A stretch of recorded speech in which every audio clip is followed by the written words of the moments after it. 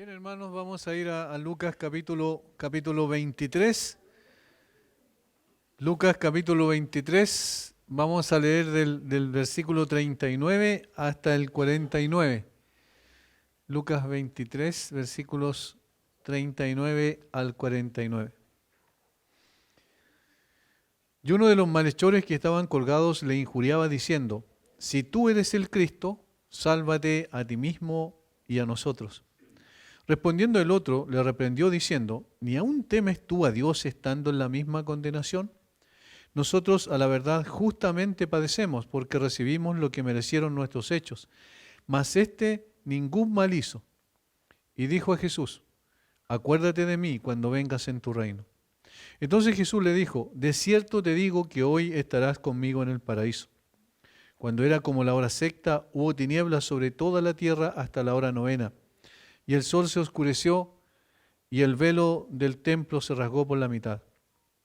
Entonces Jesús, clamando a gran voz, dijo: Padre, en tus manos encomiendo mi espíritu.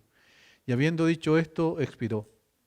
Cuando el centurión vio lo que había acontecido, dio gloria a Dios, diciendo: verdaderamente este hombre era justo. Y toda la multitud de los que estaban presentes en este espectáculo, viendo lo que había acontecido, se volvieron golpeándose el pecho. Pero todos sus conocidos y las mujeres que le habían seguido desde Galilea estaban lejos mirando estas cosas. Bueno, ya hemos visto varias cosas interesantes en relación a los acontecimientos alrededor de la cruz, de las personas que estaban circunstancialmente, como el caso de Simón de Cirene, o voluntariamente, como el caso de las mujeres que seguían al Señor Jesucristo llorando por lo que le iba a acontecer, sabiendo que si llevaba una cruz, evidentemente iba a ser muerto a través de ese sistema tan cruel y tan salvaje que existía en ese tiempo.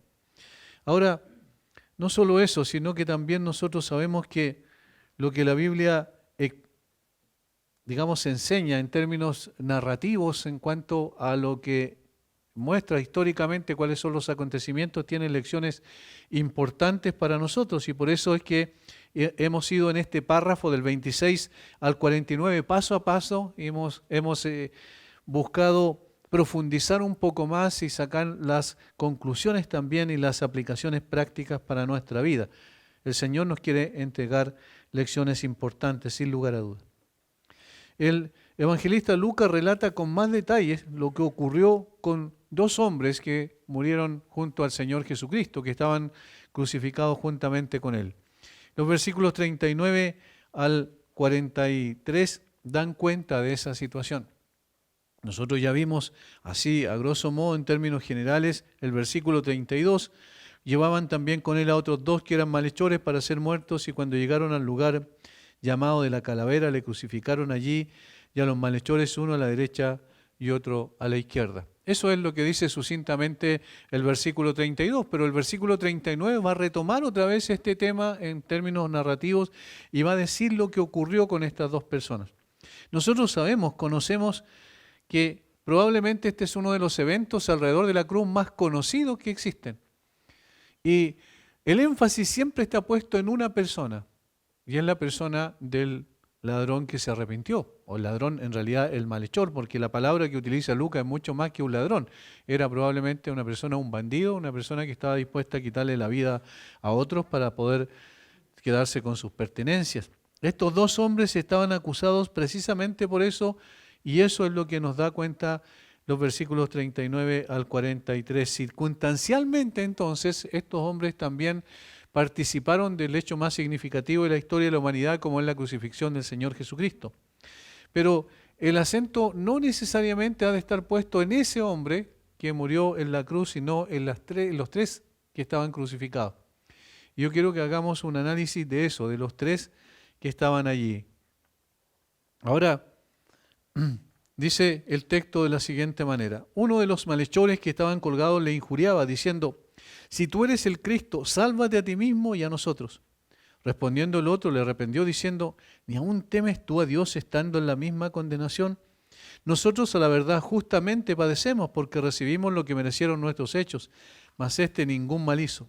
Y dijo a Jesús: acuérdate de mí cuando vengas en tu reino. Entonces Jesús le dijo: de cierto te digo que hoy estarás conmigo en el paraíso. Lo que ocurrió en esta circunstancia histórica, particularmente con el ladrón que se arrepintió, como dije, ha llevado a muchas personas a sacar conclusiones y principios que no están en la Escritura. Y creo que es bueno comenzar introduciendo de esa manera. Tenemos que tener mucho cuidado con tomar ciertos hechos históricos y después trasladarlo como si fuera un principio permanente. Me explico. Al menos podemos mencionar algunas cosas que se sacan como conclusión y que están completamente equivocadas porque la Biblia no enseña tácitamente que estas conclusiones que yo voy a mencionar en este momento son realmente una enseñanza directa de las Escrituras. Son muchas veces conjeturas que la gente hace respecto a esto. Primero, por el hecho de que este hombre se salvó, ¿cierto?, a último momento en la cruz, muchos han tomado la conversión de uno de los ladrones como un principio que indicaría que muchas personas se convierten en los minutos o segundos antes de morir. ¿Han escuchado eso? O a lo mejor quizás también lo han dicho en algún momento, puede que al último momento se arrepintió. Considerando esto como si fuera un principio, es decir, algo que permanentemente debe cumplirse. Pero muchas veces simplemente obedece a esperanzas que tenemos, a esperanzas que nosotros tratamos de tener con el propósito de poder pensar que nuestro pariente o nuestro amigo, la persona más cercana que murió siendo un incrédulo durante toda su vida, probablemente al final él se arrepintió. ¿Como el ladrón en la cruz? Entonces, esta es una conjetura que no tiene asidero en las Escrituras. Es un hecho histórico, es un hecho único, irrepetible. Por lo tanto, no puede, digamos, tener esperanza en que esto pueda ser así.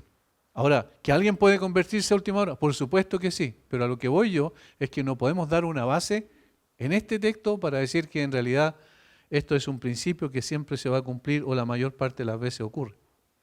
Segundo, algunos postergan su conversión, es decir, cuando se les predica el Evangelio, para el tiempo en que estén en el lecho de muerte. Se retrasa su conversión porque se imaginan que un tiempo de enfermedad y sufrimiento presentará una oportunidad más favorable para pensar en ello. No, pero cuando esté enfermo, ahí yo me voy a arrepentir. Se halaga a sí mismo a la persona de que no se dejará llevar por una muerte violenta o repentina, que una enfermedad larga y lenta durante el curso del cual tendrá tiempo para reflexionar, será parte de su vida y entonces allí podrá ponerse a cuentas con Dios. Pero, ¿cómo sabe la persona si una enfermedad bajo cuyo peso se hunde el organismo mismo de toda su constitución física y espiritual? No oprimirá sus sentidos, embotará su espíritu, quitará de su mente la energía y paralizará sus facultades. ¿Cómo sabe una persona si queda sin posibilidades de nada y queda como una especie de, como ocurre, ¿cierto?, con una parálisis absoluto y total? ¿Cómo sabe si esa persona va a poder tener la posibilidad de convertirse? Tercero, los pecadores impenitentes aplazan su conversión con el pretexto de que en el momento en que vean cerca la muerte, el amor al mundo desaparecerá del corazón, las pasiones carnales se extinguirán y el alma se abrirá a la influencia de las verdades de la palabra de Dios. Ahora sí, ahora va a ser el tiempo preciso, adecuado. Hay personas a las cuales se les predica el Evangelio y ellos dicen, no, ahora no, más adelante quizás. En algún momento, probablemente, y algunos que ni conocen la Biblia, sí conocen esta historia del hombre que se arrepintió. Allí a última hora dicen, bueno, así como el ladrón en la cruz, yo también voy a tener posibilidades de arrepentirme. El problema es que yo no tengo ningún tipo de dominio ni control sobre mi situación. Los que estamos aquí mismo, en este mismo momento, no sabemos si en unas 2 horas más vamos a estar vivos. No tenemos idea, no podemos controlar ese tipo de situaciones. No sabemos cómo vamos a partir, si a través de un accidente, un infarto o a través de una muerte, digamos, de una enfermedad larga. No tenemos idea, nadie sabe cómo va a fallecer. Y por lo tanto, estos son absolutamente conjeturas que tratan de aplazar el momento del arrepentimiento. Estos son algunos de los engaños que han mantenido al hombre en su impenitencia y traído como consecuencia final la condenación eterna. Interpretar esta escena de la cruz, en particular la conversión de uno de los ladrones, como una garantía de que puede esperar hasta el último momento de su vida para convertirse, no es más que el engaño de Satanás. ¿Qué dice la Escritura? Si oyereis hoy su voz, no endurezcáis vuestros corazones. Es decir, ahora es el momento, porque mañana no tengo idea lo que va a pasar. Si oyereis hoy su voz, no endurezcáis vuestros corazones. Debido a estos malentendidos es necesario estudiar el hecho en su contexto y sacar las lecciones que se desprenden de él. Por eso hemos titulado este estudio Tres Cruces, porque cada una de ellas nos habla de una realidad. Veremos sobre esta base, en primer lugar, la cruz de la rebelión, en segundo lugar, la cruz del arrepentimiento y en tercer lugar, la cruz de la redención. Esto obedece a estas tres personas que estaban puestas en la cruz hace 2000 años atrás y que tienen lecciones importantes para nosotros porque nos vamos a ir dando cuenta cómo cada uno de los que, en este caso los dos ladrones o los 12 delincuentes que estaban crucificados al lado del Señor Jesucristo, a un costado y a otro costado del Señor, estas personas reaccionaron de diferentes formas frente a la cruz de Cristo, frente a la crucifixión misma del Señor Jesucristo. Obviamente, toda la atención debe estar puesta en el centro de la cruz, que es la cruz de la redención, allí donde el Señor Jesucristo estaba haciendo su obra. Pero estas personas entendieron equivocadamente esa situación y por eso uno tomó un camino y otro tomó otro camino, estando a punto de morir cuando ya habían sido crucificados en la cruz. Lo primero entonces, la cruz de la rebelión, versículo 39. Y uno de los malhechores que estaban colgados le injuriaba diciendo, si tú eres el Cristo, sálvate a ti mismo y a nosotros. Uno de ellos entonces estaba dispuesto a seguir injuriándole. ¿Por qué digo a seguir injuriándole? Porque una observación a Mateo y Marcos en el texto paralelo nos aclara que en principio ambos ladrones crucificados con Jesús le injuriaban. Eso es interesante porque nosotros vamos solamente a Lucas y vemos lo que Lucas describe respecto a la reacción de un ladrón y de otro ladrón respecto a Jesús. Sin embargo, cuando vamos a Mateo y Marcos y el texto paralelo nos dice que en principio ambos le injuriaban. Mateo 27:44 dice, lo mismo le injuriaban también los ladrones que estaban crucificados con él. Mientras que Marcos 15:32 dice, también los que estaban crucificados con él le injuriaban. Ahora, no hay contradicción en la Biblia, bien sabemos, es un principio hermenéutico, es decir, de interpretación. La Biblia no se puede contradecir, entonces, ¿a quién le creemos? A los dos, a los tres en realidad en este caso. Mateo y Marcos están hablando de una realidad. En principio los dos le injuriaban, los dos estaban probablemente por la condición en la que estaban allí, le injuriaban para que lo querían como forzar, igual como el resto, a que hiciera un milagro, descendiera de la cruz y los salvara a ellos también. Lo que indica esto, que cuando los crucificaron ambos estaban en una condición de dureza espiritual frente a Jesús. No había diferencia entre estos dos hombres, ambos eran rebeldes empedernidos, ambos odiaban al Señor, en su naturaleza, historia y circunstancias ellos eran iguales. Los dos eran malhechores condenados y más aún lo fueron cuando en los confines mismos de la eternidad, cuando estaban a punto de morir, cometieron el terrible pecado de insultar al bendito Hijo de Dios. Estas personas se levantaron contra el Señor, ambos. Por lo tanto, aquí hay una cosa importante que observar. No hay diferencia entre uno y otro ladrón. Cuidado con sacar conjeturas equivocadas otra vez. No hay diferencia. Los dos eran exactamente iguales. Es pues entonces un esfuerzo totalmente inútil pretender establecer una distinción entre estos dos hombres, ya que ambos eran iguales en su naturaleza, en su culpa, en su criminalidad y en su profana maldad. Ambos eran iguales. ¿Por qué estaba algunos incluso dicen, el ladrón bueno? No hay ladrón bueno. Esa es una contradicción de una cosa lógica. Uno sabe que no hay ladrón bueno, no hay delincuente bueno. Entonces ambos estaban en la misma condición, tenían la misma naturaleza y en consecuencia también sus hechos eran absolutamente contrarios a lo que el Señor había establecido. Ambos eran rebeldes, ambos no tenían mérito alguno para ser salvos.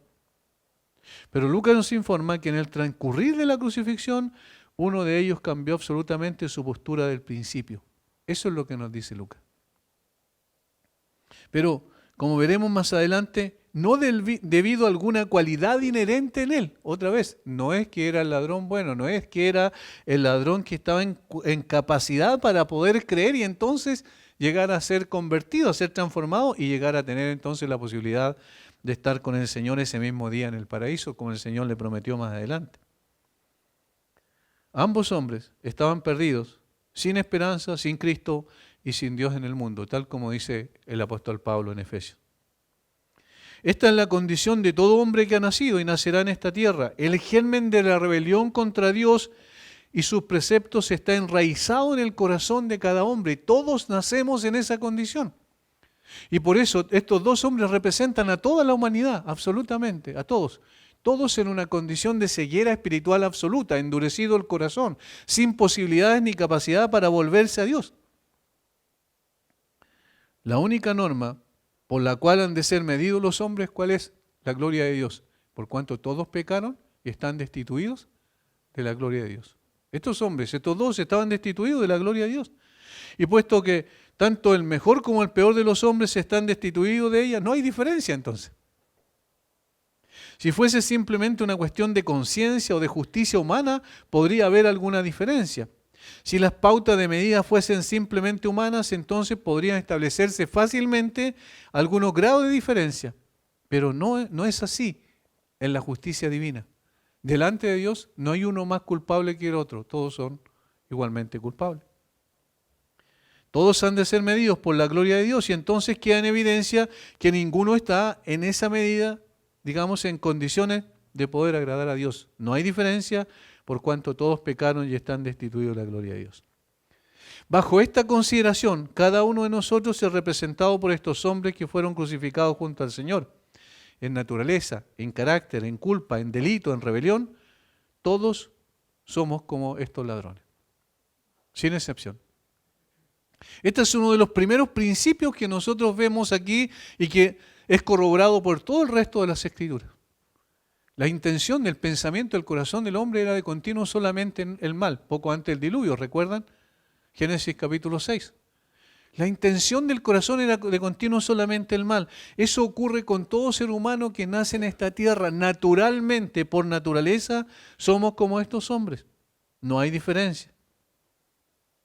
Ahora, Lucas nos dice que no obstante, no habiendo ninguna diferencia en ellos, uno de ellos persistió en su rebelión hasta el final de sus días. Y eso es lo que dice el versículo 39. Porque al principio los dos injuriaron al Señor y luego uno de ellos siguió con la injuria. Incluso la palabra que utiliza Lucas aquí, que se trata injuriaba, es distinto a lo que utiliza Mateo y Marcos y que se traduce con la misma palabra. Ese es el problema a veces que tenemos en las traducciones. Porque Mateo y Marcos utilizan una palabra distinta a la que utiliza Lucas y ahí nosotros podemos entender un poco más cómo lo de este hombre fue mucho peor que lo que los dos hicieron al principio. Este es el ladrón impenitente que Lucas describe como un blasfemo. Es decir, a estas alturas ya estaba completamente endurecido con respecto a Jesús. ¿Cómo llegamos a esta conclusión de que era un blasfemo? Porque allí dice injuriar. Porque Lucas usa una palabra en el original que es mucho más fuerte que la que usa Mateo y Marcos, que es traducida como injuriar. En el caso de Mateo y Marcos es una palabra que significa reprochar, es decir, estaban reprochando al Señor, estaban reclamando al Señor, estaban enojados con el Señor. Pero en el caso de Lucas, él utiliza una que indica insulto, blasfemia. Esta palabra que utiliza Lucas es mucho más fuerte. Había en el corazón de este hombre una animadversión contra el Señor, al punto de unirse a los enemigos de Jesús en sus insultos y blasfemias. Estamos hablando de los del miembro del Sanedrín, que también lo insultaban, recuerdan en el contexto. Las personas que estaban allí eran del pueblo, que habían gritado probablemente que soltaran a Barrabás y que crucificaran a Jesús. Estas personas blasfemaban contra el Señor y este hombre también tiene la misma postura. ¿Qué es esto? La evidencia de un corazón rebelde. Aquí hay, otra vez, todos tenemos la misma naturaleza, todos estamos destituidos de la gloria de Dios, todos no alcanzamos el estándar exigido por Dios, pero hay algunos más rebeldes que otros. Ahora, Aun cuando hay una persona muy moral, más moral que otro, no obstante está en la misma condición. Pero este hombre, al final de sus días y al final de sus horas prácticamente, cuando estaba en lo último, siguió blasfemando contra el Señor. Esa es la expresión de un corazón rebelde, por eso era la cruz de la rebeldía. Este hombre que estaba crucificado junto a Jesús está embotado en su entendimiento, cegado a las realidades espirituales y es un enconado rival de aquel que está en la cruz de en medio.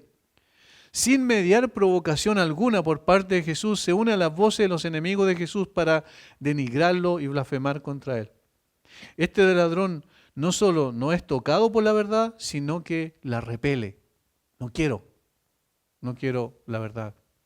No quiero a este hombre que está crucificado conmigo en el medio. No solo continúa durmiendo en la seguridad del pecado, sino que está indignado contra la palabra encarnada. Y aunque la vergüenza y el remordimiento deberían haber cerrado sus labios, se une a una multitud para insultar al Salvador del mundo. Y a todos los demás pecados añade una descarada ironía contra el Hijo de Dios. Corona todos sus crímenes con la blasfemia. La pregunta es, ¿por qué no se toma en cuenta la rebelión de este hombre cuando se habla de lo que pasa con las personas en el último momento? ¿Se dan cuenta cómo se habla solo del otro? Pero la mayor parte de las personas, y créanme, yo he tenido la experiencia de ver, la mayor parte de las personas no cree. La mayor parte, el mayor porcentaje de las personas no cree, aunque esté en su lecho de muerte. Yo he hablado con personas que me han llamado para poder ir a orar por ellos porque quieren sanarse. Pero no he hablado con personas que me llaman que están en su lecho de muerte para que les habla del Señor para arrepentirse. Es así. La dureza del corazón permanece siempre.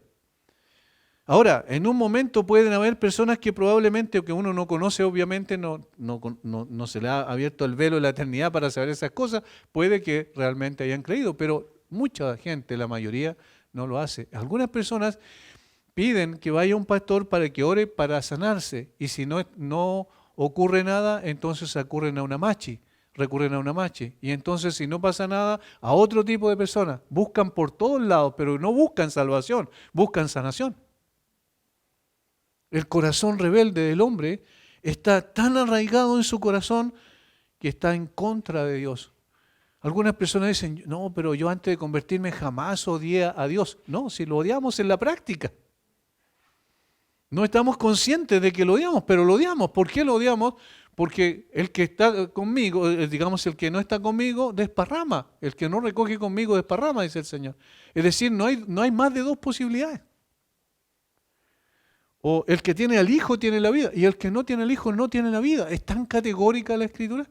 Entonces cuando una persona dice, no, pero yo nunca he hecho eso, yo tengo algunas personas de mis familiares que no son creyentes, pero ellos nunca van a blasfemar en contra de Dios y con su vida.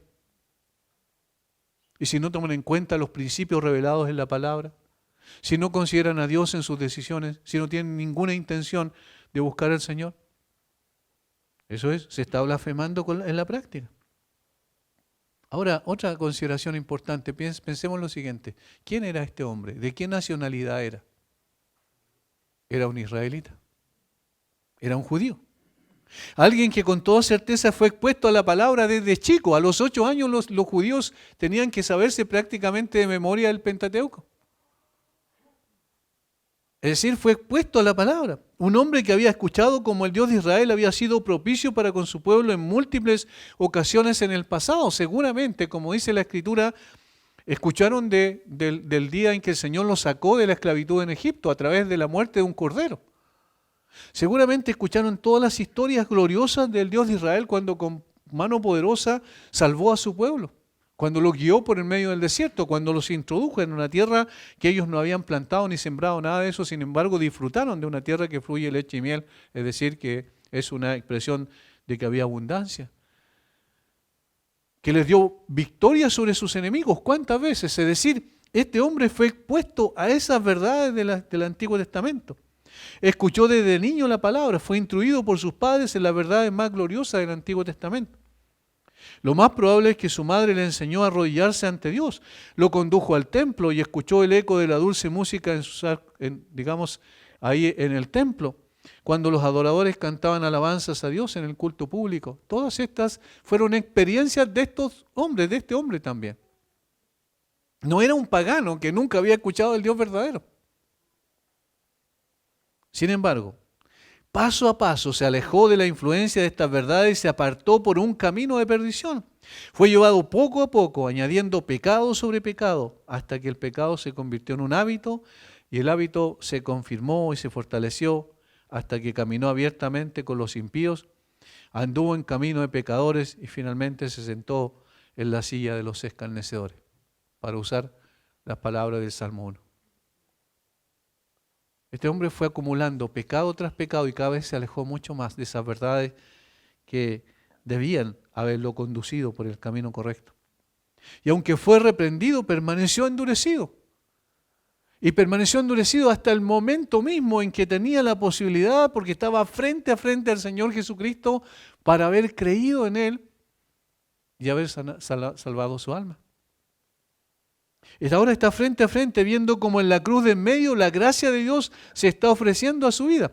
Sin embargo, la rebeldía natural de su corazón le impide ver al Rey del universo que tiene extendidas sus manos para abrazarlo y darle salvación. Y hermanos, es tan peligroso rechazar al Señor Jesucristo cuando se escucha la verdad. Es tan peligroso acomodarse a un sistema religioso de escuchar ciertas verdades y aprender incluso versículos bíblicos y conocer incluso el plan de salvación, pero no arrepentirse es tan peligroso. Porque se va endureciendo el corazón. Este hombre probablemente cuando niño iba feliz con sus padres a celebrar las fiestas judías. Y así ocurre muchas veces con los hijos, ¿cierto?, de creyentes. Al principio se llevan a la iglesia y están contentos y disfrutan y parece que lo pasan bien y no tienen problema, pero a medida que crecen las cosas van cambiando. Se endurece el corazón. Este hombre se endureció absolutamente y por eso nada le hizo recapacitar estando a las puertas de la condenación, persiste en su obstinación. La rebeldía del corazón es terrible. Ahora, viendo lo que pasa con él, evidentemente que nosotros tenemos que sacar ciertas lecciones. El estar expuesto a un sistema religioso, incluso, miren lo que voy a decir, incluso al estar expuesto a la verdad de la palabra, porque este hombre estuvo expuesto a la verdad de la palabra, seguramente sus padres le enseñaron los 5 primeros libros de Moisés, pero no se arrepintió. No se arrepintió. El estar expuesto a la palabra no necesariamente es signo de que alguien se va a arrepentir. Ahora echemos una mirada a la otra cruz. Del otro lado, del otro costado del Señor Jesucristo, la cruz. Esta le llamamos la cruz del arrepentimiento. Porque aquí hay una actitud distinta. Versículos 40 al 42. Respondiendo el otro le reprendió diciendo, ¿ni aún temes tú a Dios estando en la misma condenación? Nosotros a la verdad justamente padecemos porque recibimos lo que merecieron nuestros hechos, mas este ningún mal hizo. Y dijo a Jesús, acuérdate de mí cuando vengas en tu reino. Esta es la cruz del arrepentimiento. Ahora, inmediatamente decimos, ven, ahí está, él se arrepintió. Y por eso entonces va a la, digamos, a la salvación en lugar de la condenación. Y sí, en un sentido general es así. Pero aquí está el punto principal. Este hombre, ¿recuerdan la condición que estaba? En la misma condición del anterior. Sin embargo, algo ocurrió de pronto en su vida que le llevó a un cambio total en su misma naturaleza. Este hombre también empezó insultando al Señor. Pero luego hubo un cambio. Un cambio sustancial en su vida, pero no un cambio meramente de elección o de decisión. Hubo un cambio en su misma naturaleza. Es muy evidente que el Espíritu de Dios es el que comienza tocando a este hombre y lo lleva al arrepentimiento en el momento justo en que en su corazón empieza a ocurrir una transformación. Nosotros sabemos que es imposible que alguien llegue a abrir sus ojos por sí mismo. Es necesario que el Señor abra sus ojos. Y este hombre, sus ojos espirituales fueron abiertos con toda seguridad. Mateo y Marcos lo presentan como un malhechor que reprochaba al Señor, como dije. Difícilmente podamos concebir un nivel más bajo de depravación moral que el que se describe en estos dos evangelios. No vemos ni un solo pensamiento consolador. Todo parecía tan oscuro como en la medianoche, oscuro casi como el infierno. Este hombre estaba en la misma condición del otro. La ruina de la naturaleza en todas sus formas es completa. Si bien no todos han ido tan lejos como los ladrones, si bien no todos han producido el mismo fruto, si bien no todos se revisten de forma igualmente horrible, no es porque tengan una naturaleza distinta. El corazón humano es un semillero donde se encuentra el germen de todos los crímenes que una vez mancharon las páginas de la historia de la humanidad. El corazón humano es el semillero de toda la maldad y todo el pecado y todas las, digamos, los crímenes más horribles que nosotros hemos conocido. El semillero está en el corazón humano.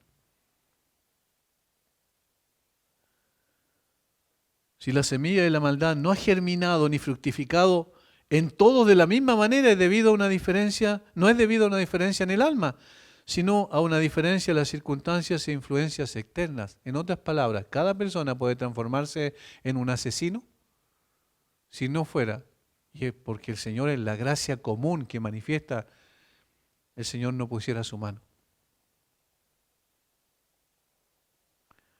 Bajo estas consideraciones de oscuridad espiritual es que podemos apreciar cómo la maravillosa gracia brilla en la salvación del ladrón de la cruz. Respecto a él no es posible ningún malentendido. Claramente no tenía buenas obras en que confiar. ¿Qué le iba a decir al Señor? Yo fui una buena persona. Yo fui un buen hijo. Yo me porté bien. Yo guardé la ley. Obviamente no podía hacer eso. ¿Qué podía haber dicho? Yo hice obras de caridad durante mi vida. Nunca había cumplido con los rituales que normalmente se entiende que debe cumplir un creyente. Los ritos, las ceremonias y las ordenanzas religiosas no habían hecho nada por él, ni podían hacerlo. En una palabra, su caso, en lo que a él concierne, estaba irremediablemente perdido. Porque ¿qué podía hacer? ¿A dónde podía dirigirse? Sus manos y sus pies estaban clavados a la cruz de un malhechor. Era inútil decirle, haz esto o ve allí y haz esto otro. No se le podía invitar a la iglesia, ¿cierto? Obviamente estaba en condiciones absolutamente de incapacidad total, absoluta. Yo quiero recalcar este hecho porque a veces nosotros pensamos, no, pero este es diferente. Por eso yo dije, se le dice hasta, incluso se le nombra como el ladrón bueno. No, para nada. Sus pies, cuando podía servirse de ellos, lo había llevado por el terrible camino de la transgresión. Y ahora, clavado al madero, ya no podía llevarlo a ninguna parte. Pero nótese esto, aunque el ladrón ya no tenía manos ni pies de que valerse, tan indispensables en una religión de obras como era el judaísmo, todavía había oportunidad. Todavía había oportunidad, pero ¿en dónde? ¿En él? ¿En su compañero de delincuencia, digamos de delincuente? No, obviamente. Estaba en el centro, en la cruz del centro, ahí estaba su única esperanza. El Espíritu Santo estaba obrando notablemente en su corazón. Como dije, estaba abriendo sus ojos para que viera la realidad tal cual era. Pero primeramente tenía que ver su propio corazón y luego podía ver entonces la solución. Debía dirigir la mirada hacia esa bendita persona que colgaba a su lado, a la cual venía insultando unos instantes antes, pero sobre quién podía ahora fijar su mirada arrepentida y de quién podía dar ahora el testimonio más noble que jamás haya sido pronunciado por los hombres o por los ángeles, porque las palabras que salen de la boca de este hombre claramente no salen de su naturaleza, vienen de la obra del Espíritu en su corazón. Las palabras de este hombre, cada una de ellas da cuenta de un profundo cambio obrado en su alma. En el caso del ladrón arrepentido vemos un primer fruto como resultado de la acción del Espíritu Santo en las palabras dirigidas al otro ladrón. Fíjense que primero se dirigió a su compañero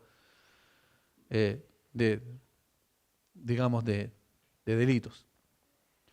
Versículo 40. Respondiendo el otro, le reprendió diciendo: ¿ni aún temes a Dios estando en la misma condenación? Noten lo que le dice, no le dice, aún estando en la crucifixión a punto de morir, ¿tú no temes a Dios? Sino, digamos, ¿no temes al castigo? ¿No temes al hecho que vas a morir pronto? No le dice eso. Sino que le dice, ¿tú no temes a Dios? Y la pregunta es, él que estaba diciéndole a su compañero eso, ¿temía a Dios antes de ese momento? No, ¿verdad? ¿Ni aún temes tú a Dios? ¿No dicen, no temes tú el castigo? El Espíritu Santo se evidencia en la manifestación de sus palabras en cada caso por el temor del Señor y un santo aborrecimiento del pecado por lo que es el pecado. Fíjense que le dice, no temes a Dios. ¿Está pensando en la muerte física? Cuando le dice, no temes a Dios. No, si va a morir irremisiblemente. Estaba pensando en otro tipo de muerte. Por eso digo que no brotaron naturalmente el corazón de la naturaleza de este hombre, sino que hubo un cambio en su naturaleza. Eso es evidente, porque él dice, ¿acaso tú no temes a Dios? Es decir, ¿no estás consciente que estás a punto de morir y vas a tener que dar cuenta delante de Dios? Eso es lo que le dice. Este hombre en la cruz miró su propio corazón y el de su compañero y expresó la siguiente frase: nosotros a la verdad justamente padecemos. ¿Quién dice eso? ¿Un hombre sin la influencia del Espíritu de Dios? Justamente padecemos porque recibimos lo que merecieron nuestros hechos. ¿Qué es lo que estaba mirando su propio corazón? Justamente padecemos, es decir, es justo lo que está pasando. La justicia del hombre nos ha juzgado correctamente. Recibimos lo que merecieron nuestros hechos. Miren lo que dice. Por eso es un arrepentimiento realmente maravilloso. Y aquí sí hay principios respecto a lo que es el arrepentimiento. Es notorio porque él está diciendo, mira, nosotros estamos en este lugar porque nos ganamos. Esos fueron nuestros merecimientos. Nos ganamos este castigo. Y aún más, nos ganamos también otro castigo. El que Dios traerá sobre nosotros. Nosotros nos hemos ganado eso. Y hermanos, esto es el punto. Cuando nosotros hablamos de arrepentimiento, mejor dicho, a través de lo que dice la Biblia, el arrepentimiento es eso, es una mirada primeramente al propio corazón y decir, si yo soy condenado, soy justamente condenado. Dios tiene toda la razón de juzgarme y condenarme. Yo me gané eso. Habla de merecimiento. ¿Pero el merecimiento de qué? El merecimiento del justo castigo. Noten el juicio que hace de su propia condición y la de su compañero. Realiza un profundo juicio de sí mismo. Este hombre reconoce explícitamente que el juicio del hombre al ponerlo en una cruz es justo. Era la paga por su maldad y el merecido castigo de sus actos delincuenciales. Se entiende también que su mirada era más profunda y se puede extrapolar a la justa condenación que merecía. Hay personas que dicen, ya me arrepentí, hice una oración y me arrepentí. Ese no es arrepentimiento. El arrepentimiento es considerar el pecado delante de los ojos de Dios, darse cuenta de lo que significa eso y de la ofensa y la transgresión a un Dios santo. Se debe hacer constante hincapié en este aspecto. Tememos mucho que se haya perdido de vista en gran parte de nuestra predicación y enseñanza actual. En nuestros esfuerzos por hacer el evangelio más simple, fácil, corremos el riesgo, quiero decir, de olvidar que Dios manda a todos los hombres en todo lugar, ¿qué cosa? Que se arrepientan. Y entonces el arrepentimiento ha salido de las exposiciones de la palabra. El pecador debe sentir que es pecador, un pecador perdido, culpable y que merece el infierno. Debe sentir que el pecado es algo terrible a los ojos de Dios, tan terrible que nada excepto la muerte de Cristo lo puede expiar. Tan terrible que todo aquel que muere en sus pecados no perdonados debe ser condenado inevitablemente, y aunque sean los parientes más cercanos de nosotros. aunque nos duela el alma, aunque suframos y lloremos porque no se han arrepentido, si no se arrepienten, igualmente perecerán. Nosotros no podemos hacer cambios en la vida de las personas, pero sí podemos ser fieles a lo que el Señor dice en su palabra. Y esta fidelidad implica, aunque a mí me duela.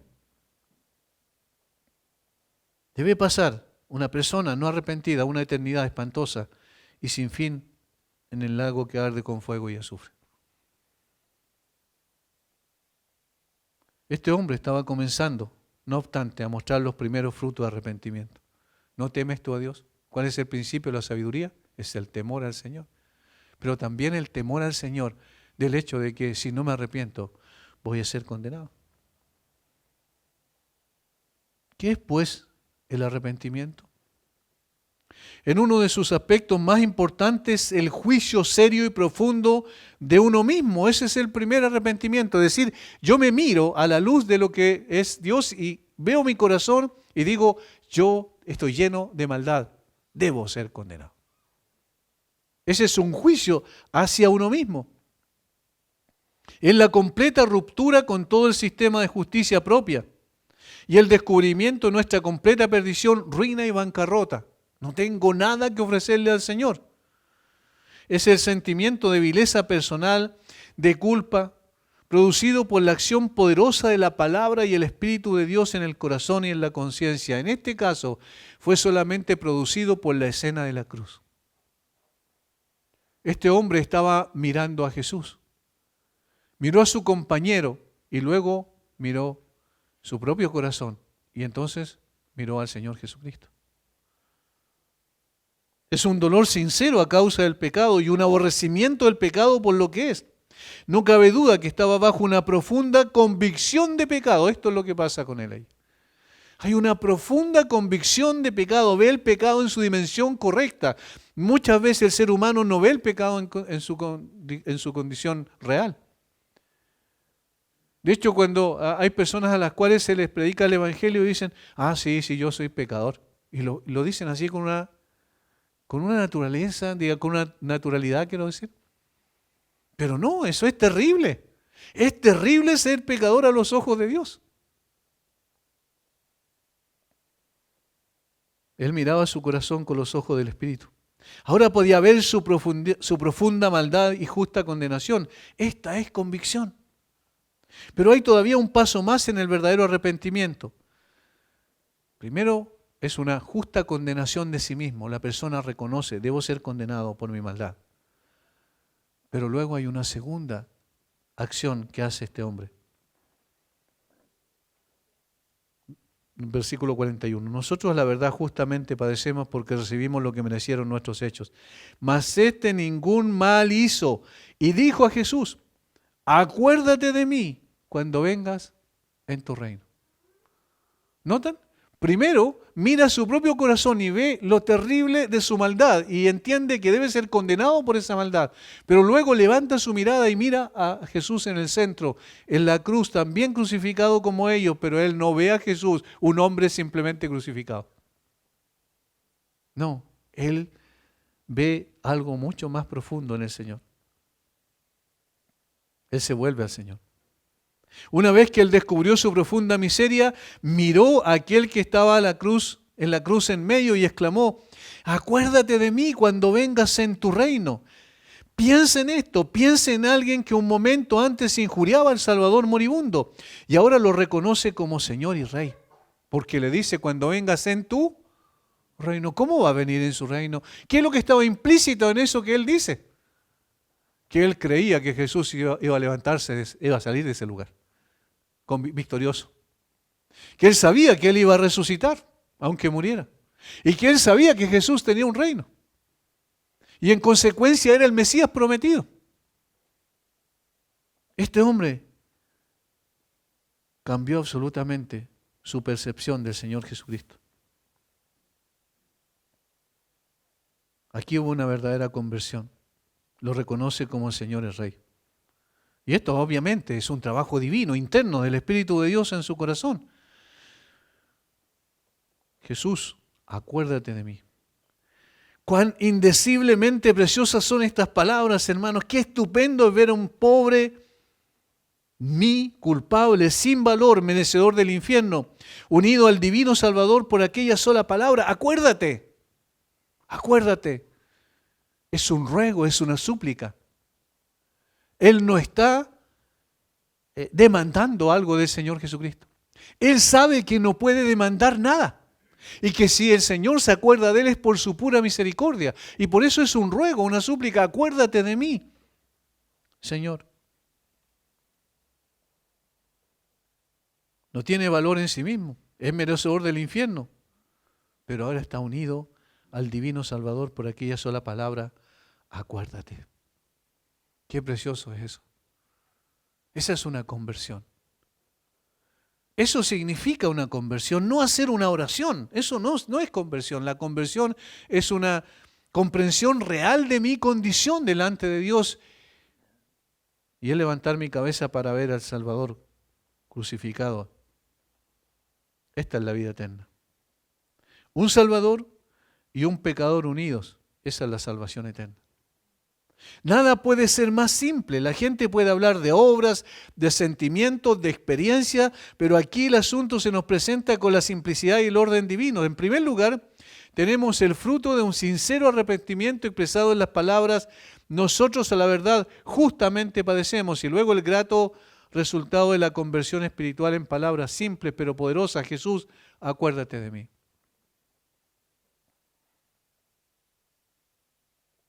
¿Qué es lo que le dijo Pedro en su predicación, en su segunda predicación en Hechos capítulo 3, versículo 19? Arrepentíos y convertidos para que sean borrados vuestros pecados. Noten, arrepentidos y convertidos. Ahí están las dos cosas que hizo este hombre. Las palabras que salieron de su boca, yo quiero insistir en esto, no es algo que era connatural a él, sino que es obra del Espíritu de Dios. Hermanos, si usted cree que es hijo de Dios, si usted está convencido de que es hijo de Dios, usted vive con la satisfacción de ser hijo de Dios, usted no tuvo nada que ver en eso, ¿sabía? Fue el Espíritu de Dios el que tuvo que ver en eso. Él fue el que lo convenció, Él fue el que le dio convicción de pecado, Él fue el que lo llevó a mirar al Señor Jesucristo. Este hombre miró a Jesús y lo vio como alguien totalmente distinto. El otro hombre miró a Jesús y dijo: este no es capaz de salvarse a sí mismo siquiera, ¿quién nos va a salvar a nosotros?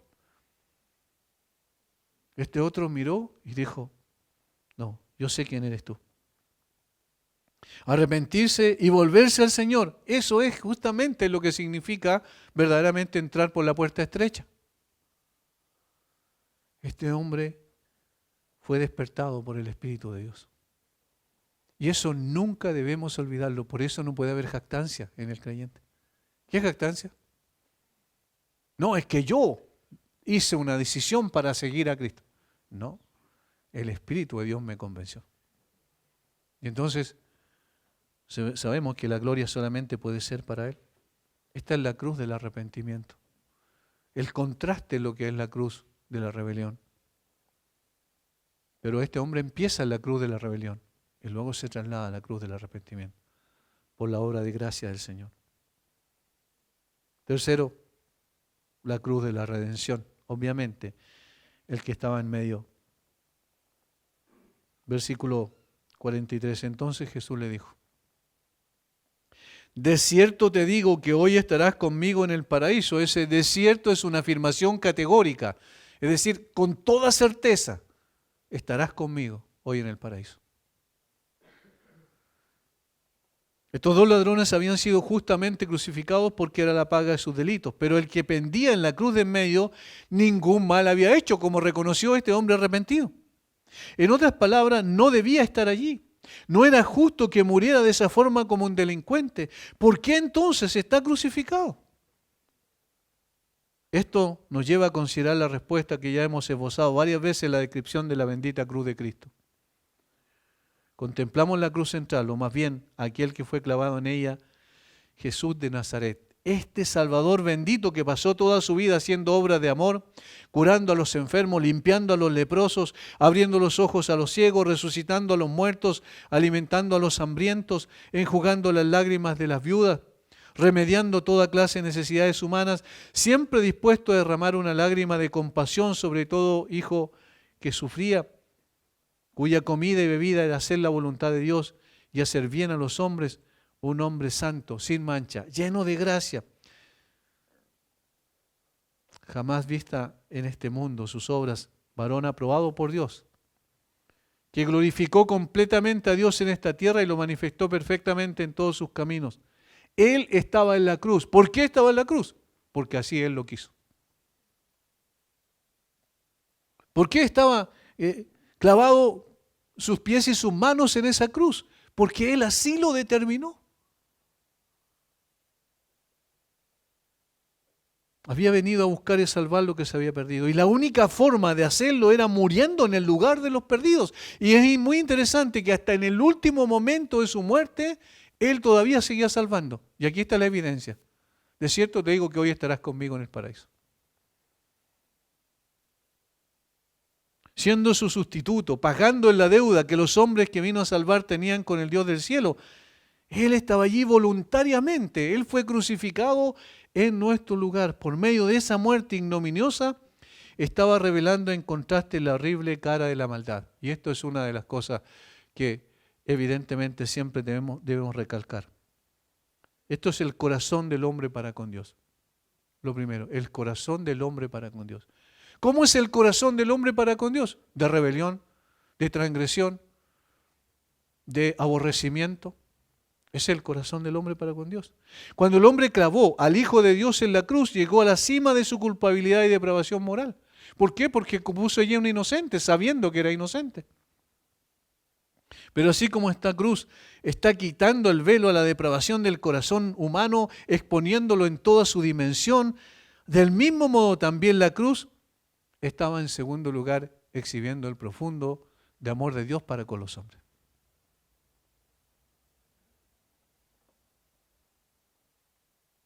Lo primero que dijimos es el corazón del hombre para con Dios. Aborrecimiento, transgresión, rebelión.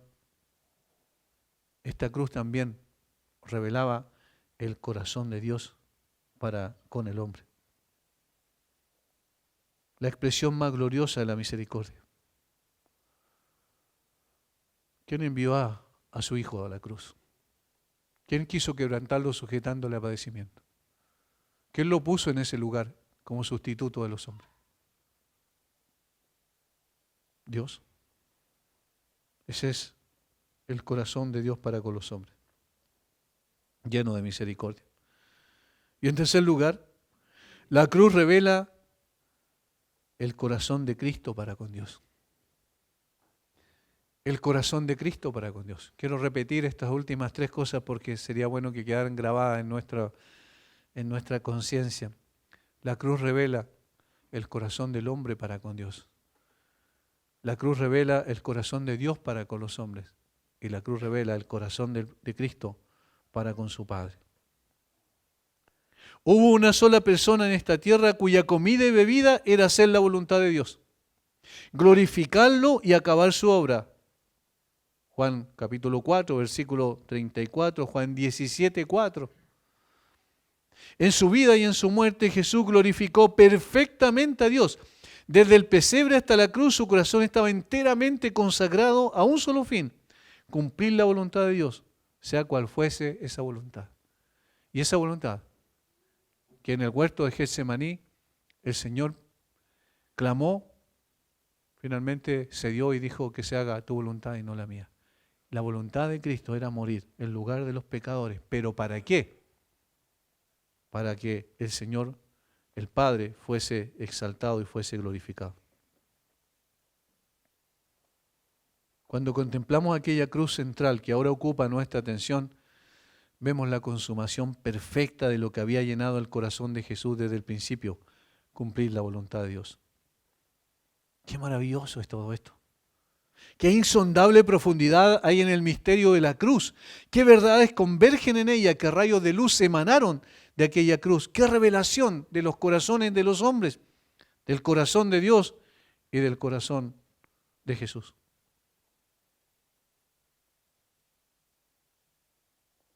Hermanos, lo que hacemos cuando leemos, por ejemplo, Filipenses 2, del 6 al 11, lo más probable es que estemos centrados en la obra que Dios hizo en Cristo a favor nuestro, y eso está allí presente en el texto. Pero hay algo mucho más importante, que es el propósito, que es la finalidad, que es la razón por la cual el Señor lo hizo. Voy a leer para concluir Filipenses 2, 6 al 11.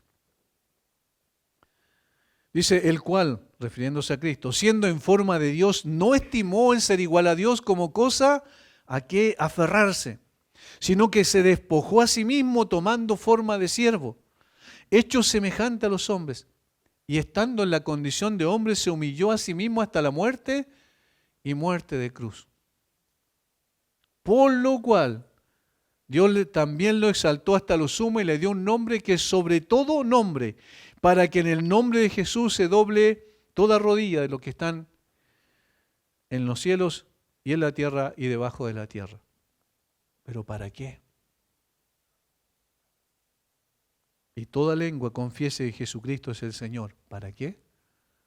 Para gloria de Dios Padre. Ese es el fin. Ese es el propósito. Nosotros nos centramos en nosotros, porque somos así.